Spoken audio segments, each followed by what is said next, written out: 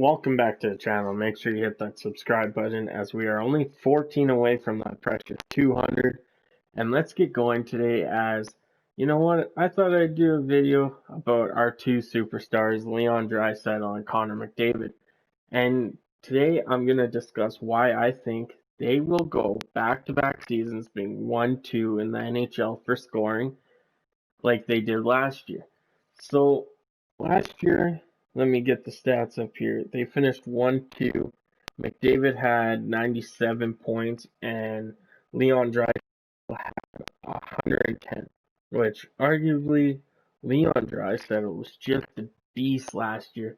He basically showed the whole NHL that I don't need McDavid on my line. I'm the superstar. You were making fun of me for signing that $8 million contract. You guys thought it was an overpayment. And who's laughing now? Of course, it's Leon Draisaitl, reigning MVP. And let's get going. So, why I think they will be 1-2 again.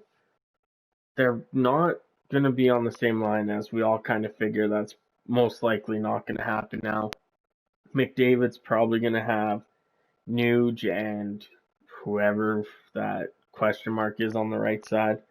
And I believe Draisaitl will have Yamamoto and Kahun.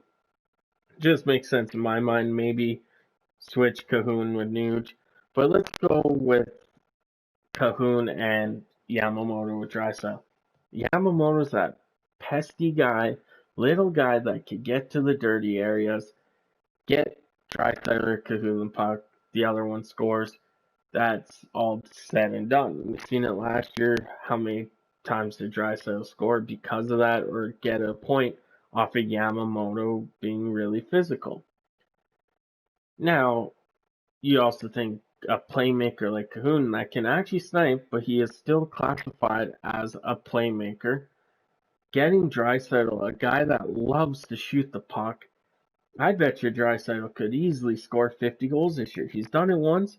Why not do it again? He's actually almost did it twice, I believe it was. If I go look, yeah, 43. So 50 and 43. So he has 93 goals in the last two seasons and a total of 215 points. That is golden. Having a guy like Kahun and Yamamoto with Draisaitl is just going to make him better.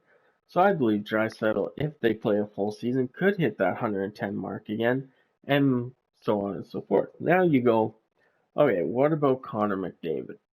Well, Connor McDavid's a generational player. Not saying Leon Draisaitl isn't, but when he came in this league, everyone knew him. Everyone wanted that first overall pick. Whoever was part of the lottery wanted that first overall pick.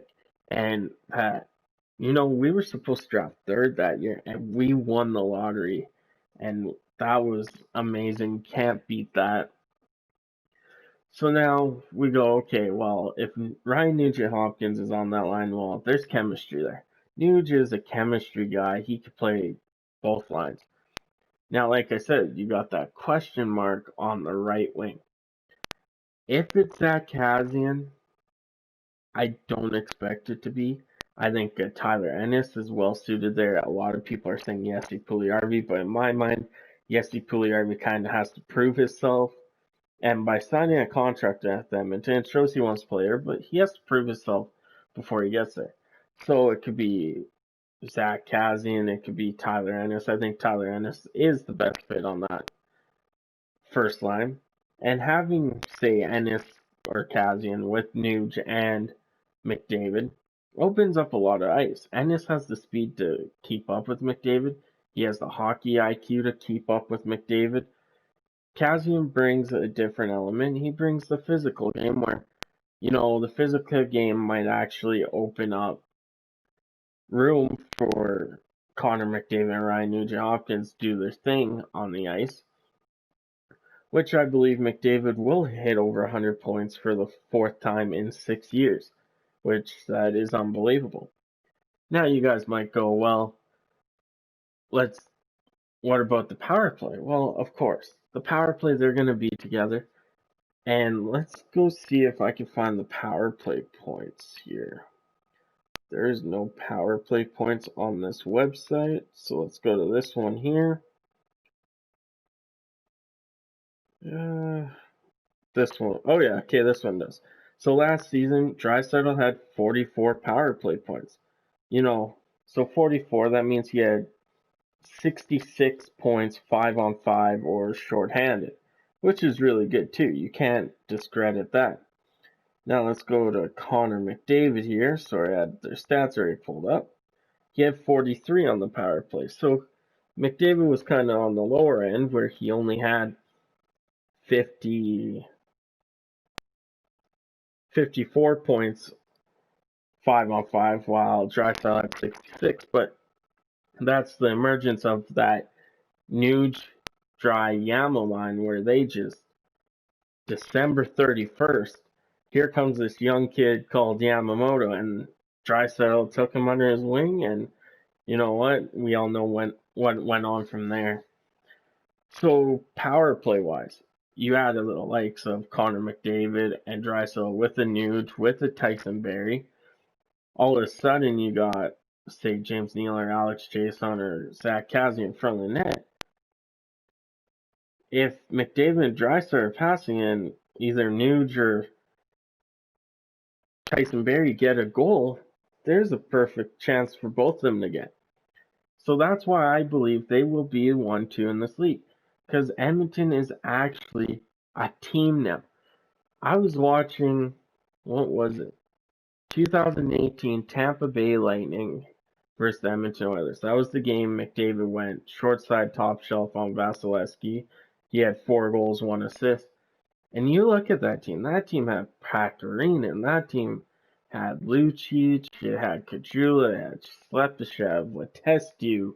Like, not saying Slepyshev isn't a bad guy, and like Puljujarvi, but that team had no depth. Like, I believe Pacioretty scored, and that was his first point in like 27 games or something. And finally, the Edmonton Oilers have depth to help Connor McDavid and Leon Draisaitl. Say the player's not playing so good with them, or a line's not doing good. Well, let's kick this guy from the third line, say Josh Archibald, Jesse Puljujarvi. Let's put them on the second line with Draisaitl, or the first with McDavid. I am excited to see how this team plays, and if it's a shortened season, they still will wind up 1-2. Let's be honest. We got the 2 best players in the NHL right now, and probably out of the next couple of years for sure, they will be in the 1-2 race. Am I saying, well, I'd prefer Draisaitl and MVP over McDavid? No, I don't care about that. And I don't think they do either. They want to win, and these 2 guys can and will take us to a Stanley Cup. Am I saying if it's this year? No. I'm saying this is the start of something. The expansion draft's coming out.